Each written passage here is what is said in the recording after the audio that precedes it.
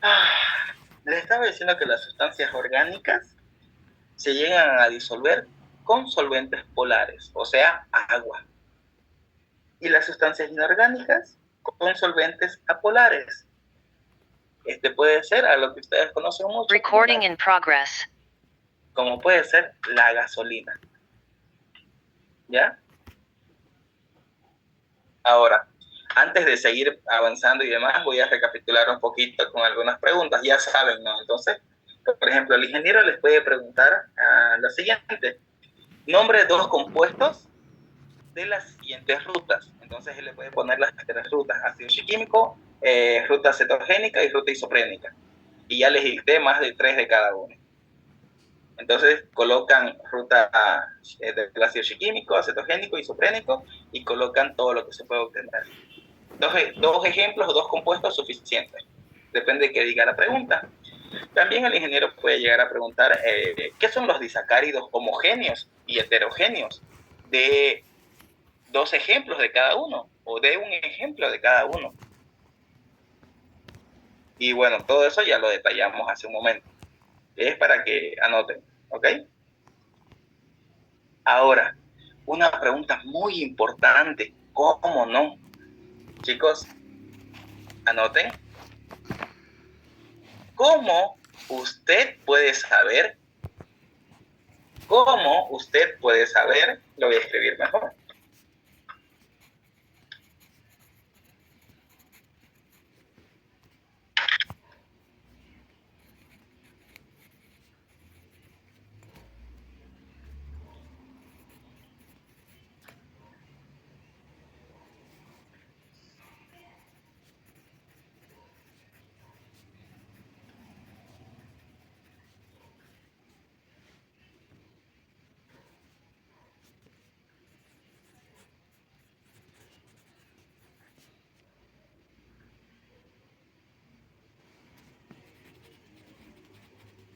Ok, más o menos así va. ¿Cómo usted puede saber qué compuesto químico se forma siguiendo las rutas biosintéticas? Ya sabemos bien que tenemos tres rutas. La ruta del ácido químico. Tenemos la ruta de la ruta acetogénica y tenemos la ruta isoprénica. Ya les había dicho hace un inicio que para determinar qué compuesto podemos obtener del ácido químico es necesario, ¿sí? Es necesario que tenga un anillo aromático. Entonces, un compuesto tiene un anillo aromático, proviene de la ruta biosintética del ácido químico. Y aquí te puede aumentar incluso el ingeniero de dos ejemplos de eso. ¿Ve? Entonces ustedes pueden colocar una infinidad de compuestos fenólicos, si así desean. Y la ruta acetogénica. Ya ustedes se van a dar cuenta muy bien, esta es una manera muy sencilla de darse cuenta, porque justamente la cantidad de átomos que tiene la ruta cetogénica es múltiplo de 2. Se van a dar cuenta por eso. Y la ruta isoprénica es porque la cantidad de carbonos llegan a ser múltiplos de 5. 5, 10, 15, 20, 25, 30. Eso se van a dar cuenta leyendo su guía y contando la cantidad de carbonos. Y van a decir, cierto, Matías tenía razón. La cantidad de carbonos son múltiplos de 5. Esa es la manera más fácil de darse cuenta. ¿Ya? ¿Qué compuesto químico proviene de qué ruta biosintética?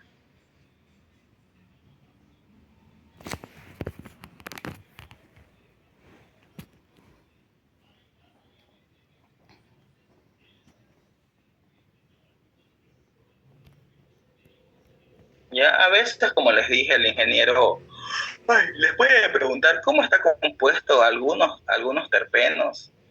El que más le gusta es el diterpeno, el sexterpeno, el tetraterpeno también. El sesquiterpeno, sí, cómo no. Así que si en algún momento el ingeniero les llega a preguntar cómo está compuesto un diterpeno, ustedes colocan 20 átomos de carbono y adición de órganos fosforados. Sí, son de compuestos órganos fosforados. Y ya. ¿Se dan cuenta? Es sumamente sencillo. No hay problema. Un sesterpenos. Ustedes se van a dar cuenta que tiene 25 carbonos. Y es múltiplo de 5 también. Entonces, va con la teoría. Va de la mano de la teoría.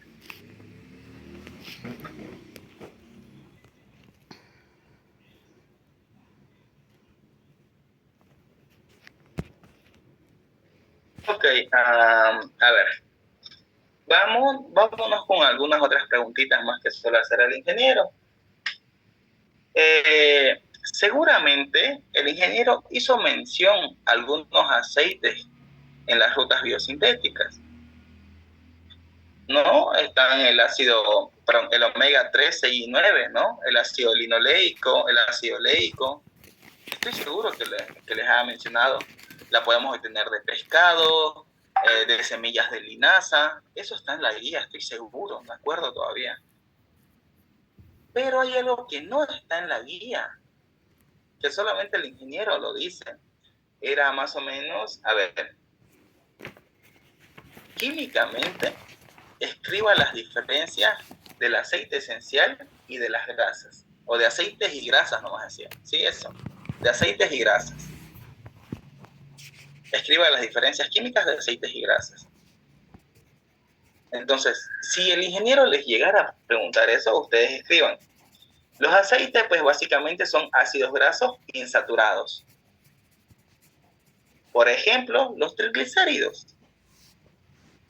Si es que el ingeniero les pregunta acerca de las grasas, pues ustedes le dicen que son ácidos grasos saturados. ¿Como cuáles? ¿De qué origen? La manteca, pues de origen animal, claro, ¿no? La mantequilla también. ¿Se dan cuenta? Eso es una diferencia química. Ácidos grasos insaturados, ácidos grasos saturados. Unas son mantecas y las otras son triglicéridos. Fácil y sencillo, ¿no? Ahora, como tocamos el tema de aceite en sí, pero seguimos en rutas biosintéticas, el ingeniero llega a preguntar, o a veces lo mezcla inclusive, o menciona diferencias de lo que vendría a ser un aceite fijo y un aceite esencial. ¿Ya? Entonces, a ver, si nosotros mencionamos aceite fijo, ¿cuál es su principal característica? Que no tiene olor. Lo pueden escribir. No tiene olor. El aceite fijo no tiene olor. Y el aceite esencial, básicamente que son olorosos. ¿Sí? Tienen olor ya sea agradable o desagradable. Cualquiera de las dos.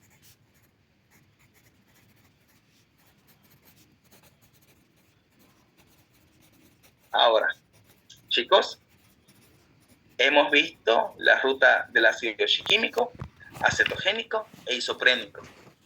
Pero seguramente me dirán, ¿y existe una mezcla entre una y otra? La respuesta es sí. Existe una cuarta ruta que básicamente es la ruta mixta. Esta ruta mixta básicamente, chicos, se mezcla entre la ruta del ácido chiquímico y la ruta acetogénica. Entre estas dos va a ocurrir una condensación, ¿sí? De la ruta biosintética del ácido chiquímico y la ruta acetogénica. ¿Ok? ¿Y qué se puede obtener de esto? También les puede preguntar qué podemos obtener de la ruta mixta. Es más, lo voy a escribir aquí. Bueno, aquí donde corresponde. Podemos obtener, chicos, flavonoides. Podemos obtener xantonas. ¿Ya? Se pueden formar tanto los anillos de la ruta cetogénica y también los anillos de la ruta del ácido chiquímico. Por eso dicen mixta.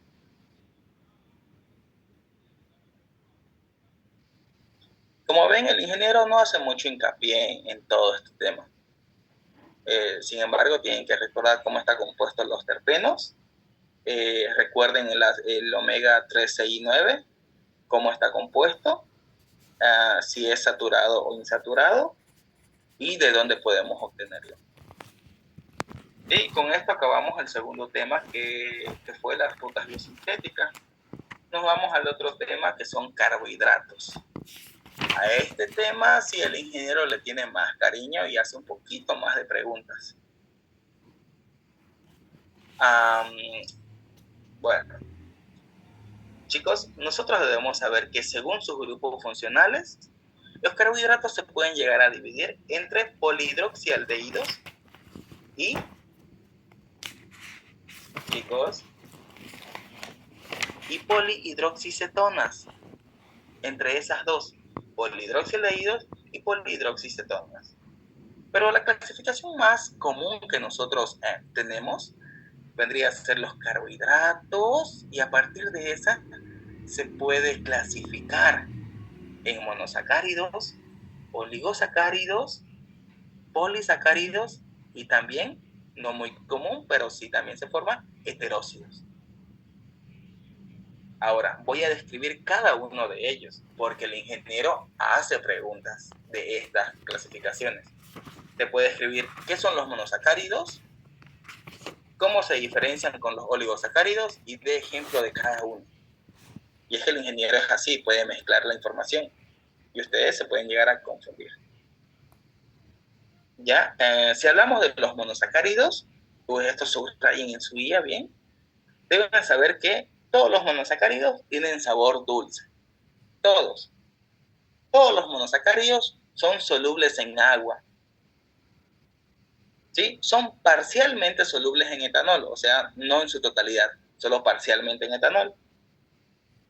La cantidad de carbonos va a oscilar entre 3 y 9. ¿Ya? Sin embargo, los monosacáridos más abundantes son los que tienen carbonos 5 y 6. Ya habíamos dicho, ¿no? Glucosa, fructosa y lactosa. Ya les había mostrado una imagen también. Y todos tienen actividad óptica en un refractómetro. ¿Ya? Si el ingeniero les llega a preguntar por qué son solubles en agua, ustedes pues simplemente dicen porque son sustancias polares. Y el agua también es una sustancia polar, o sea, polar y polar son solubles.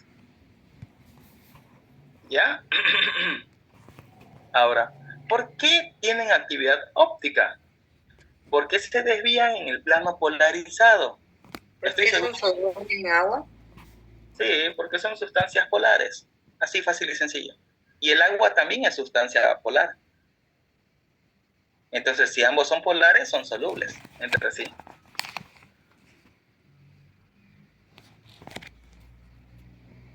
¿Ya? Ahora, según la cantidad de carbonos, chicos, los monosacáridos se pueden subclasificar en lo que es triosa, tetrosa, pentosa y hexosas. Cuando hablo de triosas, me refiero a que este monosacárido tiene 3 carbonos. ¿Ya? El más conocido vendría a ser el gliceraldehído. Si hablamos de la tetrosa, pues que tienen 4 átomos de carbono. Y el más conocido, la eritrosa. La pentosa, o sea, tiene 5 carbonos. ¿Qué ejemplo? La arabinosa. Y por último, la hexosa, que tiene 6 carbonos. Como ser, otra subclasificación, fructosa y glucosa.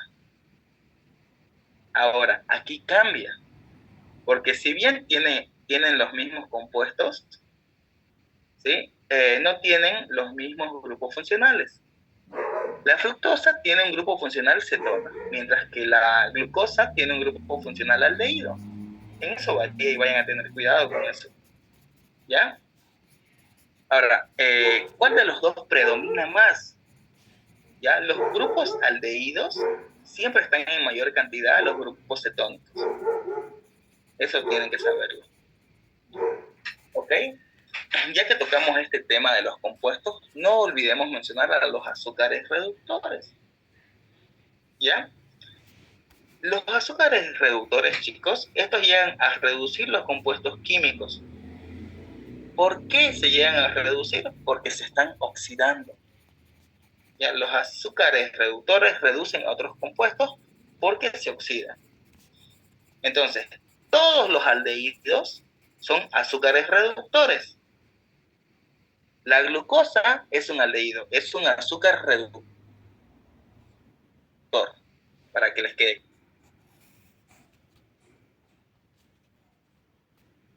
Ahora, azúcares no reductores. Chicos, ustedes deben saber que los azúcares no reductores son aquellos que no se oxidan, no se reducen. Todas las cetonas son azúcares no reductoras.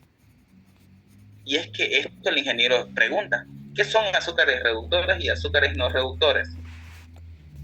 Básicamente así, o cómo se caracteriza, o cuál es la diferencia, ¿ya? Y de ejemplos. Entonces, ustedes pueden colocar ciertos compuestos como el sorbitol, la glucosa, el ácido glucónico, ¿ya? Hasta llegar al ácido glucárico. Si ustedes ven en su guía, tienen los 5 compuestos. Y de izquierda a derecha se oxidan y de derecha a izquierda se reducen. Todas son reversibles, pero las que predominan son las aldehídos sobre las cetonas. ¿Ya? Entonces, a ver, azúcares reductores. ¿Cuáles podrían ser? El sorbitol y la glucosa. Azúcares no reductores podrían ser el ácido glucárico y el ácido glucurónico. Esas dos también. ¿Ya? Esas son las que se reducen. Ok, chicos. Entonces, tal vez el ingeniero les llegue a preguntar ciertas cositas. Por ejemplo, ¿cuáles son los principales monosacáridos? O mencione los principales monosacáridos, o de mayor relevancia, o de mayor importancia. Está, como les había mencionado ya, glucosa, fructosa, manitol, sorbitol, inositol, aminoazúcares. ¿Ya? Ahora, todas esas pueden reaccionar, se pueden oxidar y reducir. También hay drogas inertes, les comento. ¿Estas drogas inertes pueden contener monosacáridos? Sí. ¿Cuáles son estas? El maná, la miel, el higo y la ciruela. Son drogas inertes y contienen justamente monosacáridos. Entonces, el ingeniero a veces pide que le expliquen o que especifiquen acerca de la alfa de glucosa. ¿Ya? A veces le cambia de nombre, no le coloca alfa de glucosa, le coloca dextrosa. Entonces, la alfa de glucosa, chicos, es la más común. También se la puede llamar como dextrosa, no se olviden eso. Esta, chicos, se puede encontrar en frutas, pero en las frutas está en muy pequeñas cantidades. ¿Ya? Y en combinaciones abunda justamente la glucosa, en combinaciones. ¿Cómo cuáles? ¿Ya? La sacarosa, la lactosa, el almidón, la celulosa, la miel de abeja. En estas mezclas de monosacáridos podemos tener mayor cantidad de glucosa. Como les dije, en las frutas están en muy pequeñas cantidades. Algo que deben saber son algunas características químicas de la glucosa, y esto es lo que sí pregunta más. Si el ingeniero les pregunta, escriba las características químicas de la glucosa y de la fructosa, ustedes tienen que especificar de cada una. Comencemos con la glucosa. ¿Ya? Sabemos que tiene 6 átomos de carbono. Y algo muy importante, y esta es la 4ª vez que lo menciono, tienen grupos aldehídos. También son azúcares reductores o de poder reductor, ¿ya? Y por la acción de las levaduras y fermentación anaeróbica, estas forman etanol.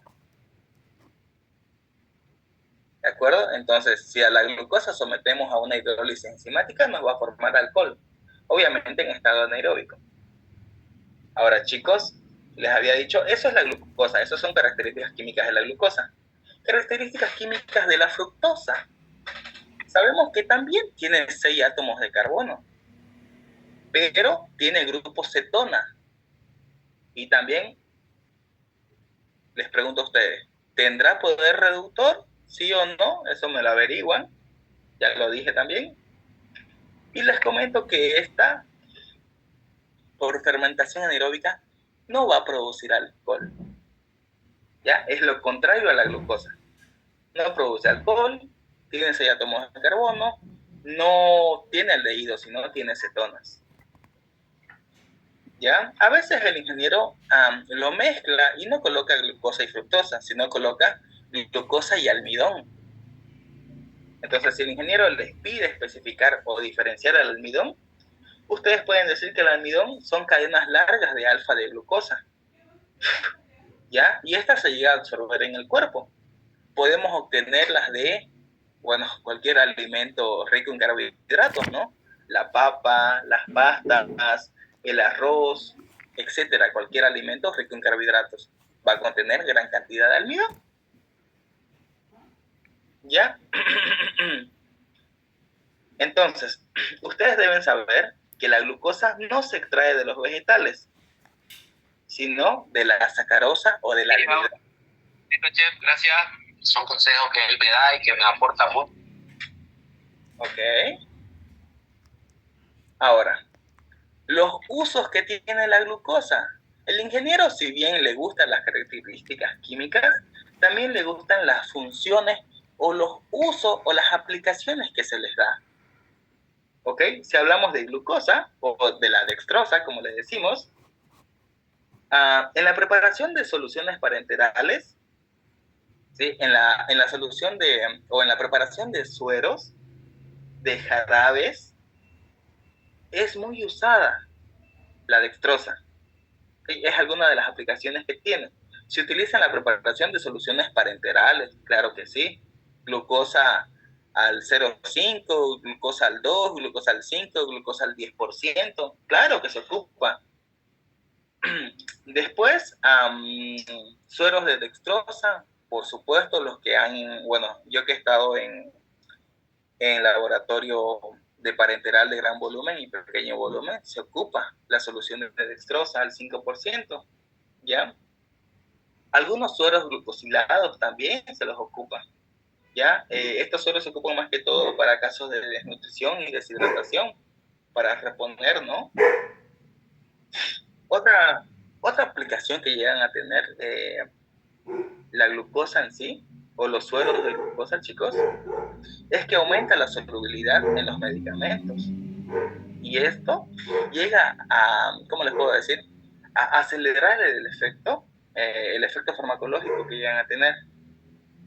Lo más usual de la glucosa, y algo que todos saben, es que se llega a usar como edulcorantes, como enmascarante. ¿Ya? Ese sabor dulce puede llegar a enmascarar sabores amargos o desagradables, como el café, por ejemplo. Hay mucha gente que endulza el café porque es amargo. Entonces, eso es una acción edulcorante o enmascarante. ¿Ya? Pero si nos vamos a la aplicación de los usos farmacéuticos, pues en jarabes. Si ustedes están en farmacotecnia, creo que ya han hecho jarabe simple, ¿no? Jarabe compuesto igual, con principios activos que son amargos. Entonces, las grandes cantidades de glucosa en mezcla de sacarosa, ¿no? Obviamente, llegan a enmascarar todos estos sabores amargos que llegan a tener. Así que ya no tiene modelo de examen.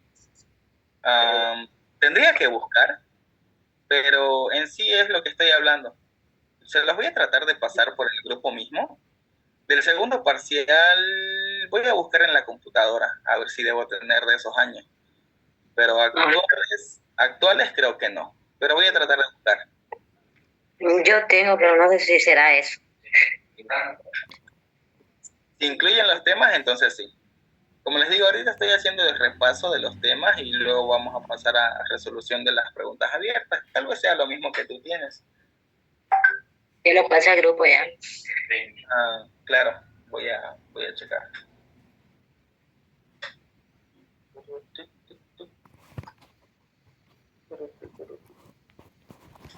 Ese es el de 2023. Perdón, el del año pasado, el de 2022. Resuelva eso, Silvia. Claro. Y saber, según las rutas biosintéticas, que las saponinas y los carotenoides, eso lo acabamos de mencionar. Fibras alimentarias, claro que sí. ¿Cuál es recomendable su consumo? Si tiene un extracto acuoso, se requiere preparar sustancias de compuestos químicos que tienen cromatografía en fase estacionaria y ya. Esos temas ya los pasamos. ¿Cuál es el mecanismo de acción de las cumarinas? Ese es el último tema que vamos a llegar. Todo eso lo voy a estar hablando aquí, chicos. ¿Ya? Vamos de nuevo. Fructosa. A ver, si hablamos de la fructosa, debemos saber que en frutas se encuentran en pequeñas cantidades. ¿Ya? Al igual que en la miel. En frutas y en miel, en pequeñas cantidades. ¿Ya? Pero en mezclas como la sacarosa vamos a tener mayor cantidad. Algunas características que llegan a tener la fructosa, y esto es pregunta de examen, es que tienen 6 carbonos y también que tienen grupo cetona o cetónico, como le dicen. Y estas se pueden obtener por hidrólisis ácida de alguna sacarosa. Los usos, al ingeniero le gusta bastante los usos, ¿ok? O las aplicaciones que se les da. Entonces, deben saber que estos no se absorben en el organismo de manera ideal, ¿ya? Entonces, la fructosa va a ser utilizada más que todo para la dieta de los diabéticos. Eso es una pregunta de examen. ¿Qué monosacárido es utilizada para la dieta de los diabéticos? La fructosa. ¿Ya? ¿Por qué? Tiene un alto poder edulcorante, pero no tiene un poder calórico que pueda llegar a afectar. Si es que me doy ya. Uy. No, aún tenemos tiempo. Me salió la notificación, pensé que se había cerrado. Ok. Entonces, ya que estamos hablando de edulcorantes, anoten la pregunta de examen. ¿Qué son o diferencie entre los edulcorantes calóricos y los edulcorantes no calóricos?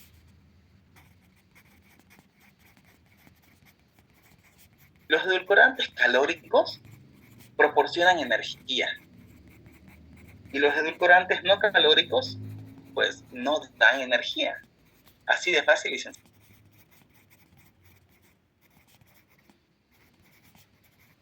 No sé si el ingeniero les mencionó acerca del maná, el manitol, por ejemplo. ¿Ya? Le encanta mencionar por alguna razón porque piensan que no lo estudian, el manitol justamente. Ustedes deben saber que el manitol se encuentra en las algas y justamente en un árbol de fresno, lo que denominamos maná. ¿Sí? Debemos saber algunas características. Es un poliol, ¿ya? Pero no es un aldehído y tampoco es una cetona. Eso también es pregunta de examen. ¿Ya? Tiene 6 átomos de carbono, pero les repito, no es aldehído y tampoco es cetona. Y el uso o la aplicación más cotidiana que se les da es un laxante leve. Este maná se mezcla con leche y se le da más que todo a los niños. Y de esta manera provocan la acción laxante. ¿Ya? Entonces el ingeniero les puede escribir así. ¿Ok? Escriban las características de los monosacáridos y las aplicaciones que se les da. Y ustedes tienen que especificar cada una de ellas. Siguiente, sorbitol. Uno de los usos que llega a tener el sorbitol, también les comento que es denominada la azúcar para diabéticos. ¿Ya? Es denominada azúcar para diabéticos. Y también se ocupa más que todo para excipientes de jarabes o preparaciones parenterales. Esos son los usos en la industria farmacológica que se les da. Después está el inositol. Uno de los usos que tiene, ¿sí?, es que es una vitamina del complejo B12. Y pues, previene la caída del cabello, lo que denominamos alopecia. Facilita la eliminación de las grasas y contribuye a la creación de espermatozoides. Existen algunos aminoazúcares también, ¿ya? Como la alfa-glucosamina. Esto sí pregunta acerca de la alfa-glucosamina. También pregunta de la estreptomicina, ¿ya? Porque a los ingenieros les gusta más que todo las aplicaciones que se les da.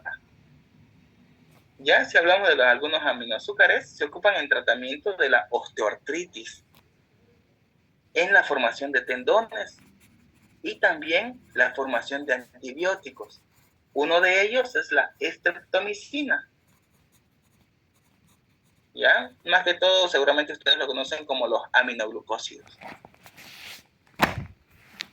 ¿Ya? Esto sí preguntó ¿qué medicamento se ocupa como tratamiento para la tuberculosis? ¿Ya? ¿Qué aminoglucósido se ocupa como tratamiento para la tuberculosis? La respuesta es estreptomicina, un aminoazúcar, ¿no? Aminoglucósido.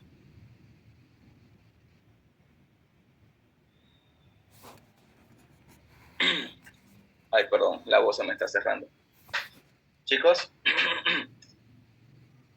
vamos a hablar de la miel. Hay dos conceptos que el ingeniero maneja bastante: la miel y la azúcar invertida. ¿Qué es la miel? Básicamente es una secreción azucarada que está depositada por las abejas. Su color pues es amarillento o dorado, si es que quieren llamarlo de esa manera. Es viscoso, es denso y por lo general se tiende a cristalizar. ¿Ya? ¿Cómo está compuesta?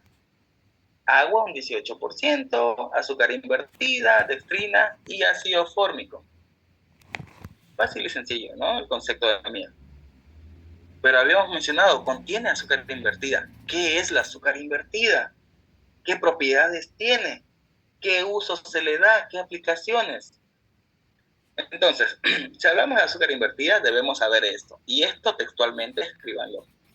Es una mezcla de glucosa y de fructosa en cantidades iguales, pero hacen desviar el plano polarizado en el sentido opuesto a la sacarosa. Si la sacarosa se desvía a la derecha, la azúcar invertida se desvía a la izquierda.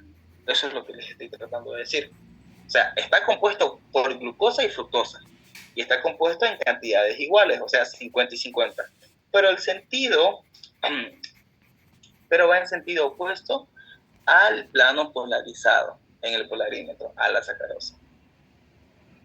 ¿Ya? Entonces, las abejas simplemente lo que hacen es hidrolizar la sacarosa y la depositan en su panal, chicos. La glucosa y la fructosa ya van a estar en estados líquidos. ¿Qué uso se puede dar, pero a esta azúcar invertida? ¿Ya? Les repito que tiene un alto poder nutritivo. Se utiliza más que todo en preparados antitusigénicos. También se utiliza en preparados expectorantes. ¿Por qué?